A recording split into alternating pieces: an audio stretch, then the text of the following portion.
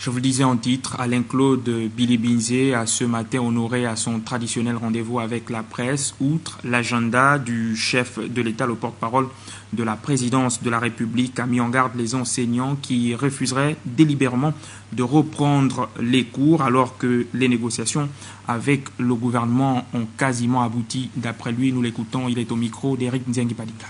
Sur 3 points qui étaient en discussion, il y en a 2 qui sont aujourd'hui satisfaits.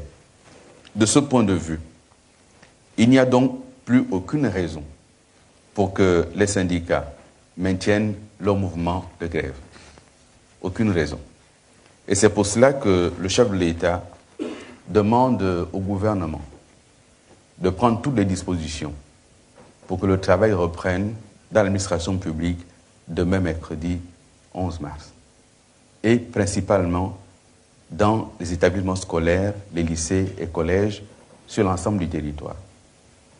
Le président demande au gouvernement de prendre des dispositions pour garantir la sécurité des personnels qui vont aller travailler, de garantir la sécurité des enfants également, et de veiller à faire en sorte que les cours reprenants ne soient pas perturbés par des éléments qui, eux, ne voudraient pas reprendre le chemin de l'école.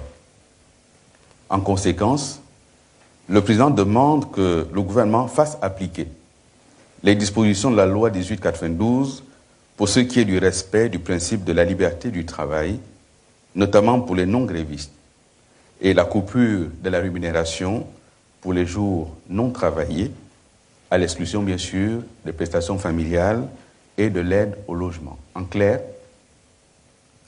le gouvernement a répondu positivement à la demande des syndicats. Maintenir ce mouvement de grève ne se justifie plus. Et ceux qui ne reprendraient pas le travail verront leur salaire suspendu autant de jours qu'ils n'auront pas travaillé. Ce sera la première étape. Et il y a d'autres étapes prévues par la loi.